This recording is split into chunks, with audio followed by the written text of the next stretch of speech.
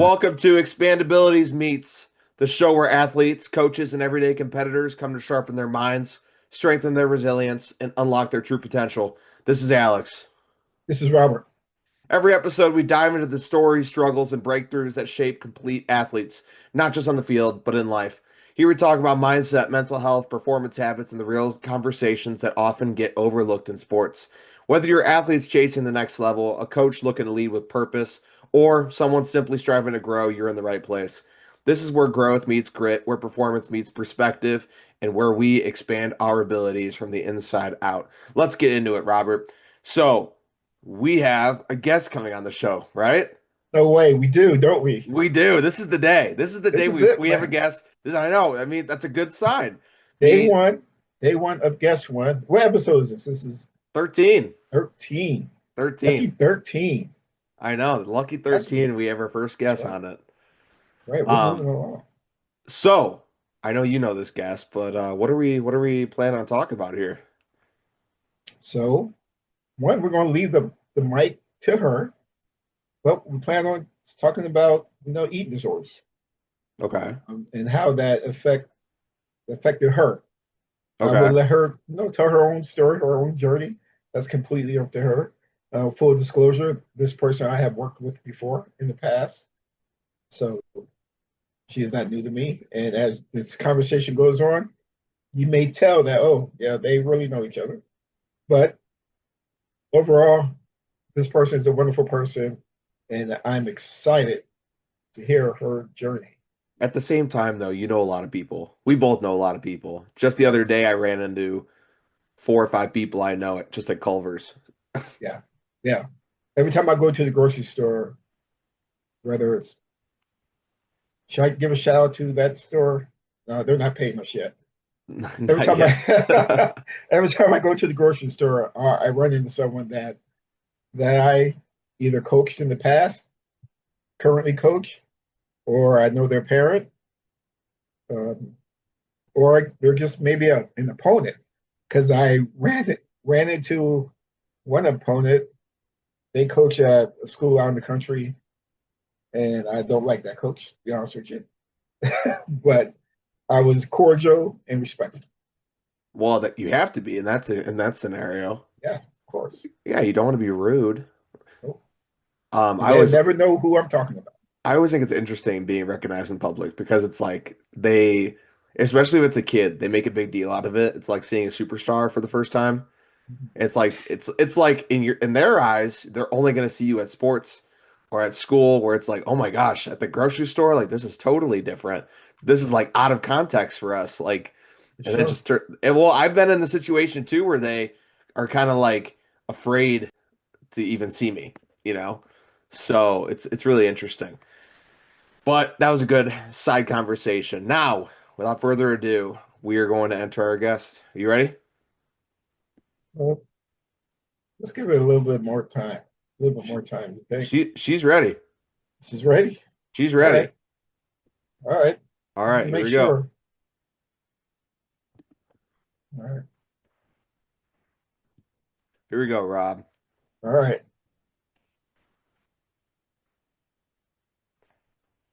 Reagan, can you hear us? We're paused. I see her. Say something. You're a mute. Turn her mute off.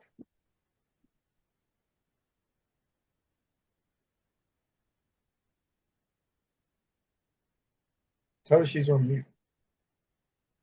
I know, she's on mute. There you go. Still Nope. can't hear you. What about computer volume? Yeah, turn your computer volume up.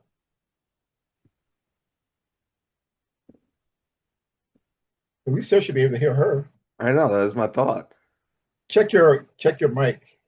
Yeah. Check your microphone. So if you click on the mic, this is common. This happens a lot. How about now? Yes, there it Yes! is. Let's go. We did it! Let's go.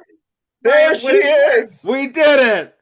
Oh my Talk goodness! about an accomplishment. Yes. She's It here. hardly, there was She's like an orange arrived. button. It was like, what happens if I click it?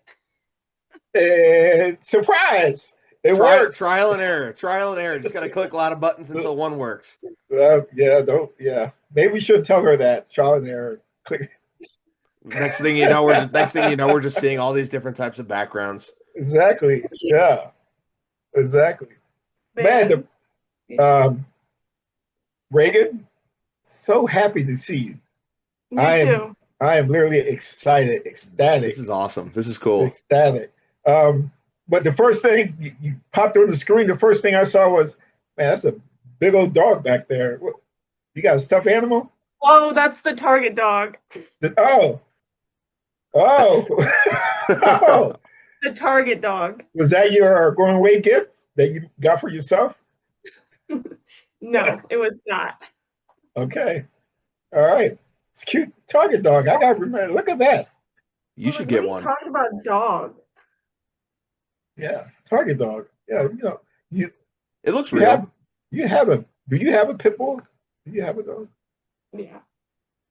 You do? His Okay. name's Mo. There's what? Mo? Mo. Mo like Mo money? Mo. Mo, like Like Mo Curly Larry, like Mo Green. Like Mo Green. the Three Or Like, have Stooges. you ever heard of Momo? I have now. Is that a clown? That's a cartoon. Oh, it is. Okay. Woo. It's uncultured. Okay. Yeah.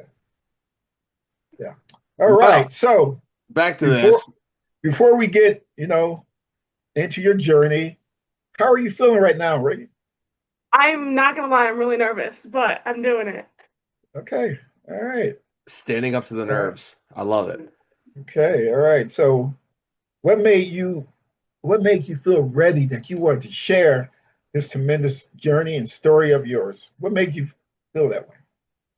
Um, I mean, I've always kind of dreamed of doing like advocacy work for, eating disorders and things like that.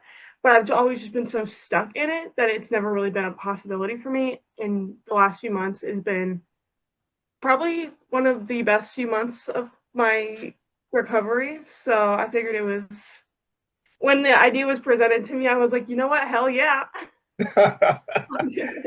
With open arms Yes. and excitement. I love it. Yeah, she is like new emotions every time we meet this person. Every time we meet Reagan, it will be a new venture, new emotions. Um, I live a different life every day. all right. Now, Reagan, I'm gonna ask you something you can share if you want. If you don't want to share, completely up to you. Um, but do you want to do you want to explain how we met?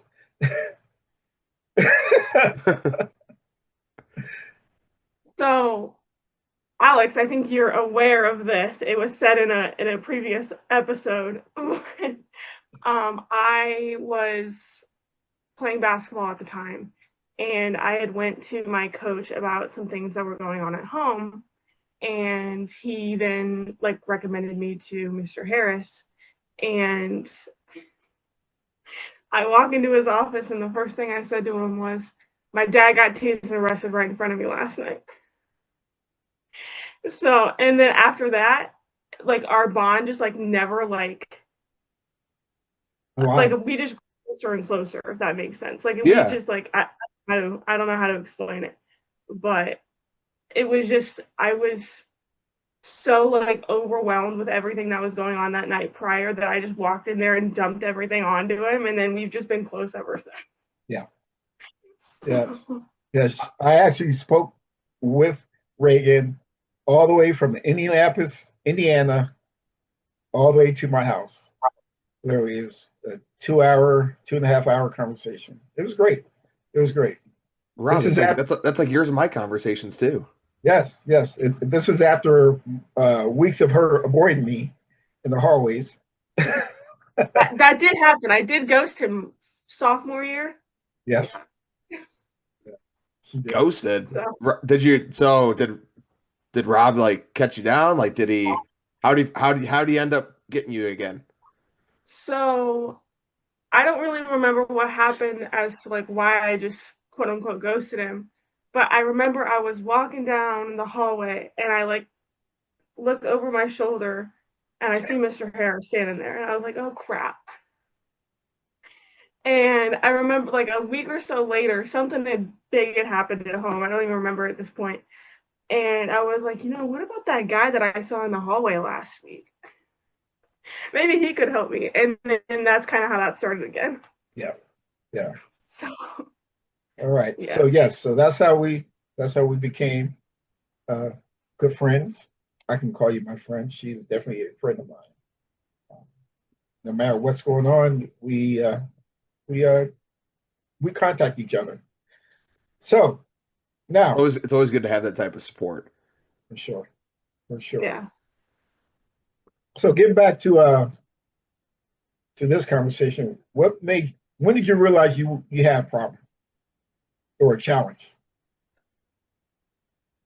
Um, well, I mean, I struggled with more than just the eating disorder. Um, but I would say probably my freshman, maybe my sophomore year. I don't know, those years were kind of a blur, but I think my early high school years is kind of when I realized like something was going on up here that needed to be addressed. Because I was dealing with some like depression and anxiety stuff, and then the eating disorder stuff kind of started later on through like junior year, maybe into senior year. So I think that's So kind of when I realized it, but I didn't get help until probably junior year. okay. Was it was it because of you thought you needed help? Because like, what was your eating patterns? Like what said, hey, no, this is a challenge? Um, well, I don't want to say anything that could be like, I don't want anybody listening to this to like, Yeah, of course. I don't want it to be like triggering or anything. So I don't want to talk about like my eating patterns at that time, Sure. but it wasn't great by any means. Right. And I remember I went to see the school psychologist and she was like, girl, you need help. So I eventually went and saw through a nonprofit here in Bloomington, um, a counselor, and that did help for a while. And then eventually got to a point where I needed clinical help, Okay. and that started later on in senior year. But All right. So where are some of the misconceptions of this disorder? I think the biggest one is that it's a weight disorder. Um, 6%. I think the number is higher now, but the last recorded number was 6% of people with eating disorders or anorexia or are underweight. And like I think that's just like the biggest one. Because like if you look at somebody, you'd probably think that they didn't have an eating disorder, but you don't know what's going on like inside. Right. Um, so I think that's the biggest one. Yeah. There's always a lot to the story that a lot of people just don't think of, 100%. right? 100%. I think what's important to note is that this is a good platform for people to listen into, and this is where we have those hard conversations. Because the hard conversations, it's it's not easy. It's not easy to have, right? On a normal basis, right? And I can only imagine what it was like for you saying that you waited until junior year, um, because I bet that took a toll on you, did it not? Yeah. So what It was it? was What was it like the freshman and sophomore year then? Um, I I knew that something was wrong. I was still kind of in denial about it though. I was like, maybe I can just pull myself out of this. Um, quickly realized that I could not pull myself out of that. And I was Okay. also playing basketball at the time, and it was kind of masked as like, oh, I'm just trying to be healthy.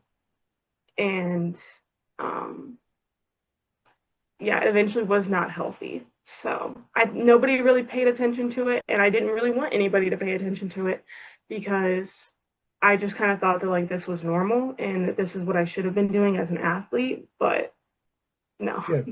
I Yeah. realized junior year that it was not. Yeah. That was my next kind of question. Did you feel? I'm not saying that you did or didn't. Were you a person like this, do they try to hide it? A person in this situation, do they just let it show, or like you said, or are Um, they in denial? I think it definitely starts out in denial. I mean, I can't speak for everybody, but I can just Right. like most people, it usually starts out with denial, and then it eventually goes into, not wanting people to know, wearing baggier clothes, different behaviors like within anorexia or bulimia. Um, and then it can get to a point where you're so fed up with it that you do want help. And I think that's eventually where I got to my senior year, because I had been through the trying to hide it and then the denial phase for so long that I was just done and over with it. So, I mean, it kind of all happens. It just takes time. It's a process. Now, So when you said, oh, I'm sorry, go ahead, Alex. no, I just wanted to know because you said you played basketball. Was that a good kind of segue into like did it how did that make you feel? I know it's like a very general question, but was it a good what is it a good, was it a good escape? Was it did you still think about it when you were actively playing basketball? Like how did those two correlate with each other? Because I mean obviously high school basketball is a lot of time, a lot of effort, right? Right. So I'm curious to know how that all Um, worked out. it definitely was an escape for me until it wasn't, essentially. I enjoyed going to basketball. I enjoyed games. I enjoyed my teammates. I enjoyed the coaches, but eventually got to a point where I was just kind of dreading it because I wasn't taking care of myself. Um, so yeah, I just like there was a time when I actually did enjoy playing it. And then I like I said I didn't, but then I kind of got back into it when I started getting better and like better mentally and physically, and I started to like fall in love with it again. So it was a really beautiful process. But Sure. yeah. So, so on this platform that we have here, we often talk about how a lot of it is coaches need to recognize what's going on with their student athletes that they have.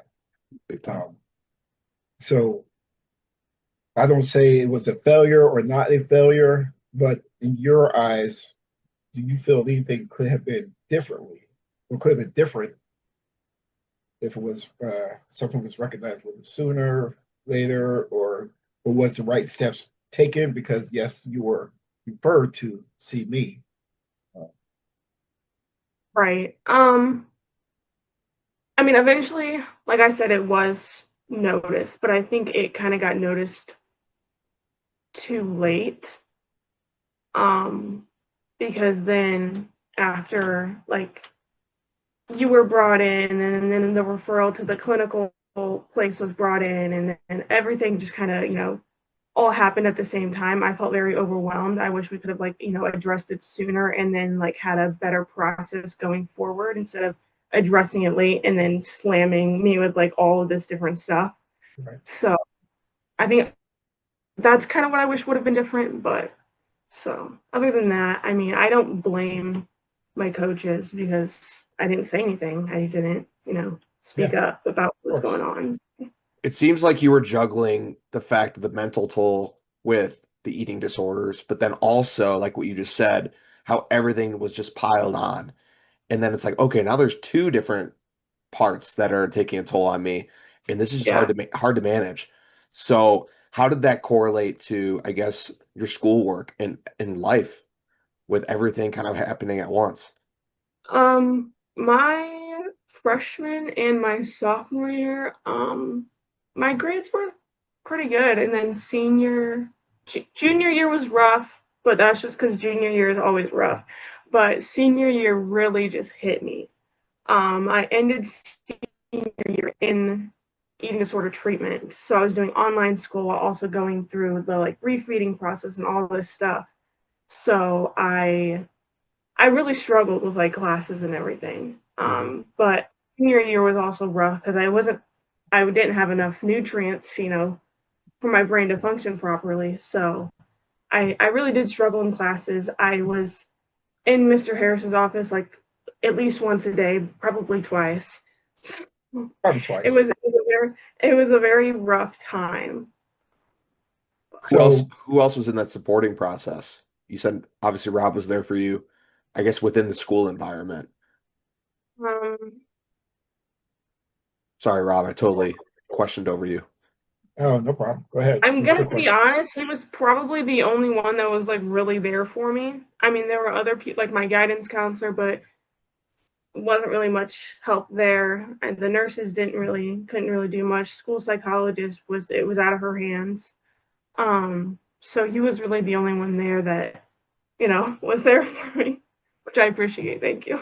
Of course, no matter what. No matter what. Um, so for you, what was it like just being listened to instead of someone trying to fix you? I like that question. That's good. It was a lot. I appreciated a lot more than just like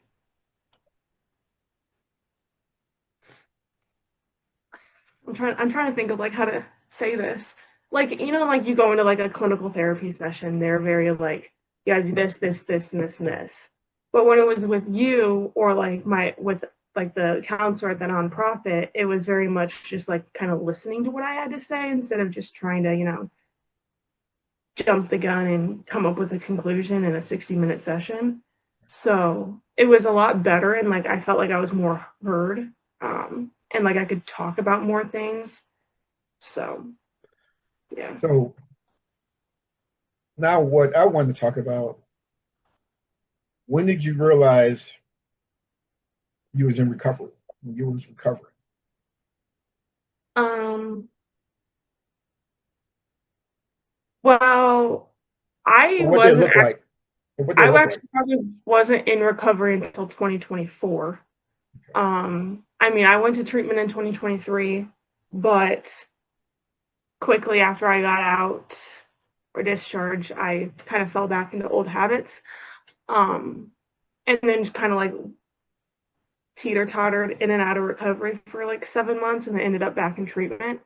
And then May of 24 is kind of when like I got my stuff together. And then a year later, I hit 1 year in recovery. And it was the best feeling of my entire life. Outstanding. Um, I love it that. was it was really good. I mean, obviously, it was a very hard year, but a lot of like eye opening. Like I realized a lot about myself within that year. Like obviously, I gained some weight, but I gained life back too. And I think that's kind of what also people don't realize is like, you're gaining this weight, correct, but you're also gaining so much more than just your weight back. So Well, and Yes. I think from a professional standpoint, what people need to realize is a problem is a lot different than a challenge. And I think that's since Rob asked you the question, what was it like to have someone actually sit there and listen? And I feel like they were attacking it as a challenge or adversity, which can eventually be overcome. A problem just has negative connotation to it. And I feel like if someone feels like they can fix you, it's okay, what can you fix? You can only fix problems. If it's a challenge, you have to fix it yourself. And so I right, feel like that's what's important with all these different types of therapies and counselors is they're giving you the tools necessary to help, lack of a better term, fix it yourself, right? In a good way. Like nobody else can do that besides you. And I feel like you learned that. And even though it took a little bit, I mean, you look at where you were compared to where you are today based on everything that you're sharing with us. I mean, it seems like you had some really great support there. yeah, and like that is also going to be one of the things that I said was like you have to want it to get better. You can't go into like therapy or treatment or anything and expect them to do it for you. You have to want to do it yourself. Otherwise, I think that's kind of what happened to me in 2023 is I didn't want to get better, but I went anyways, got out because I was there for 2.5 months practically being forced to eat the food. And then I got out and fell back into old behaviors because I didn't want to do it. But then I went back and then I did want to do it. It was my choice. And I Yes. think that's kind of like what helped, pivot that mindset. Yeah. So It reminds me So when I worked in the hospital, when I ran group therapy sessions, I used to always tell the kids that, hey, and this was behavioral health, so different. Um, but we would always tell the kids in these group therapy sessions, like, I can't leave this hospital with you and hold your hand and say, let's go make good decisions. Like, this is Right. something you guys need to do. It's your bodies, your lives, and I would love to help as much as I can, but the best thing that we can do is be an ear to listen and someone who can be there for you in this hard time in your life, and then eventually you can continue to grow and grow and grow and remember us in this journey that you're on called life, right? Right. So So so we heard all those little challenges and everything. So over the past year, tell us about what's been good, what's been going, what's been good for you let's hear the this past positives. year. Yeah. Um, Skydiving, whitewater, Unfortunately, no. It's my bucket list though. whitewater rafting. No, I did go tubing for the first time in like 3 years though, because like I just didn't Let's have, go. like, it just didn't excite me. But this year it did. Cool. Um, and I had one of the best summers ever. Um, Went to Six Flags, went to Chicago, did all this crazy stuff. Nice. Nice. Fall was really good. Went to a bunch of different pumpkin patches and haunted houses and everything, like stuff that I would have never been able to do had I been still stuck, in my eating disorder. So I think you have a nice place. I do have I moved into my apartment, so I'm really With the excited target about that. dog. With the With the target Target dog. dog. You you Reagan, as I told you back maybe the third time we met, that you're going to be great and you're doing it. You're doing everything that you said you were going to do. So Yeah, it's been a crazy few years, but I honestly wouldn't I wouldn't go back and change a thing. So, So I am um, curious, I don't what are the coping strategies that you use or that you have used in the past that you continue to use if you ever get down on yourself? Like what do you like to do? well, currently I am involved in a support group here, like locally. So that's been really helpful. I think one of the biggest things that I use all the time is opposite action. If my explain that brain to is me. telling me, if my brain is telling me not to eat, like not to eat a certain thing, I'm going to do the exact opposite of that and just Yes. train myself into that. Therapy, I go to dietitian appointments. I mean, I do these like self-monitoring sheets. Like I write like what I eat and then thoughts and then challenges to those thoughts. Um, so I mean, I've kind of been like trying to figure out what works for me. Like I did journaling for so long, didn't really work for me. A couple other things that just didn't work, but it took a long time to figure out what did work, and I'm really happy that I did figure it out. So yeah, No, that's awesome. And I love that you tried different things and then you found out firsthand that it didn't work. You know, because I feel like a lot of people struggle with actually getting out and trying something. And yeah, so, and that could be anyone. I mean, they don't have to have depression, eating disorders, you know, it could be it's a common theme with humans is just finding things that relax them, that relaxes right. them and that can help them, you know, change their mind. Um, so So I love to hear that. yeah. So what gives you hope moving forward? What does the future look like for Miss Reagan? Um, I don't, I don't really know. I'm gonna be honest. Sure. Uh, I just woke up one day and decided I was gonna do it, and I've been doing it ever since. So that's just kind of how it All right. started. Um, Reagan, go like this. Put your hand like this, and pat yourself on the back. You're doing outstanding. Come I'm on, trying. come on, pat yourself on the back. I can see. Yes, there you There it go. is. All right, all right. Excellent, Um, excellent day. yeah, I mean, it's like I said, it's been a crazy few years, but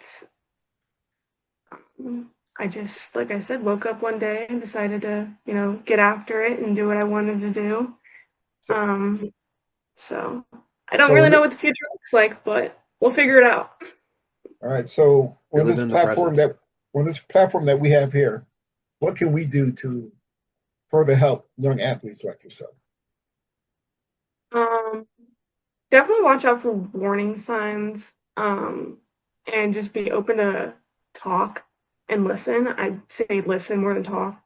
Um, I think one of the like biggest warning signs right now. Well, it started out as it's called this female athlete triad. It's like low energy availability, menstrual dysfunction, and low bone density. Yeah.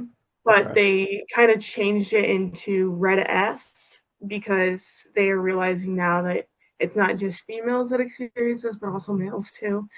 It's relative energy deficiency in sports. And it's basically the same thing. It's basically like where your, calorie intake doesn't match your energy expenditure. So, Okay. All right. just like looking out for like, if athletes get stress fractures like very commonly, Yep. or just are very like the performance on the field or the court or wherever isn't where it usually is. Just kind of look out for those things, and then also like because with eating disorders also does come depression and anxiety. So if like a player's down or anxious a lot, that also Mhm. might be a good sign too. Okay. So Definitely, All right. definitely dual diagnoses for sure. And I think everything that you just shared are great for coaches. It's great for athletes too, because if they see that their peer is struggling, then right, that's something to talk to someone about. It could be for educators, anyone who interacts with kids. And I think it's all really great points. Um, yeah. So is there anything that you wanted to touch on that we haven't covered at all? Um,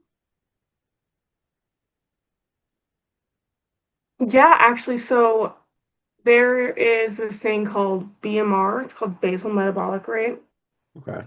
And I think it's a common thought with athletes or just people in like fitness, like the fitness industry, when they're struggling with like disordered eating and or an eating disorder.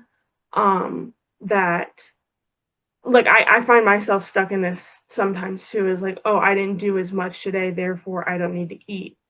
Or I didn't do XYZ today, therefore I didn't need to eat. Or like I didn't go to the gym today, therefore I don't need to eat. Just like things like that. Right. Um, and I think that this would help athletes because I feel like a lot of us are just like misinformed about, like our caloric intake and things like that. Um, but our basal metabolic rate essentially is like if you were to just lay in bed all day long, like and do absolutely nothing, your body would still need a certain amount of calories to like, keep your heart pumping, keep your brain going, keep breathing, things like that. Um, and it varies on like person, each individual, but I think that would help a lot of athletes knowing that there is still a minimum amount of calories you need to consume in order to be able to like just like live. Because if you Yeah. don't, you're eventually gonna, for women, you're gonna lose your period and you're gonna lose your hair. You're gonna be really cold all the time, like things like that.